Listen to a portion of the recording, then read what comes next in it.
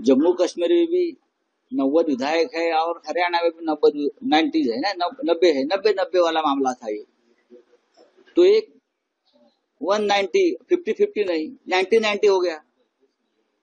एक 90 गया इंडिया गठबंधन के पास और दूसरा आया बीजेपी के पास। दोनों स्टेट का अपना अपना एक महत्व है, लेकिन बीजेपी के लिए जम्मू कश्मीर का महत्व सबसे ज्यादा रहा। 370 हटाया तो 2024 के चुनाव में प्रचार का मुद्दा रहा।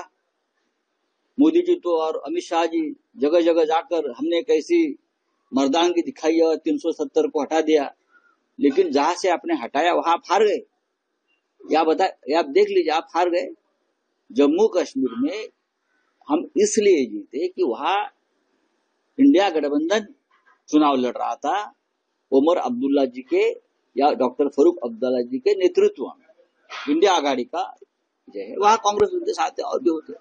हरियाणा में इंडिया गठबंधन नहीं बन पाया। हरियाणा में इंडिया गठबंधन नहीं बन पाया क्योंकि वहां कांग्रेस को लगता था कि बस हम अपने ताकत पर, अपने बलबूते पर जीतेंगे तो सत्ता में और कोई भागीदार नहीं चाहिए। तो हमारे जो मित्र है हुड्डा जी या कांग्रेस के नेता है, उनको लगा कि हम ही जीतेंगे। अगर समाजवादी पार्टी है अखिलेश जी की, आप है केजरीवाल साहब के नेतृत्व में, हमारे जैसे छोटे छोटे दल है, हमारे खाते में 1-2 सीटें आ जाती तो जरूर ये जो चित्र है, ये निर्णय है जो जनता ने दिया, उसमें जरूर बदलाव होता। मैं ये मानता हूं कि भारतीय जनता पार्टी ने जो चुनाव लड़ा है वो बहुत ही बेहतरीन तरीके से लड़ा है। हारी हुई बाजी बीजेपी ने जीत ली, ये मान्य करना पड़ेगा। और कांग्रेस तो जीत रही थी, ऐसी कोई व्यक्ति नहीं मुझे मिली देश में कि जो बोल रही थी, या पत्रकार हो या सर्वे की तो बात नहीं करूंगा कि बीजेपी आ रही है, लेकिन बीजेपी आ गई। उनकी यंत्रणा है, उनका एक सिस्टम है, उनका एक मैनेजमेंट है, उनको मानना पड़ेगा। सर,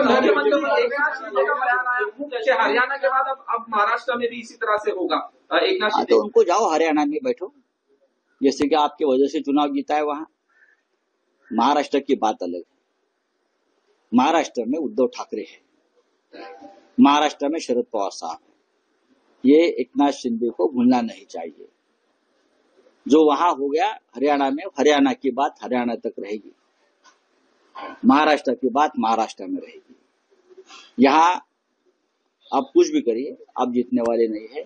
यहाँ हमारी आघाड़ी है, हम एक साथ है, एक साथ रहेंगे और चुनाव जीतेंगे।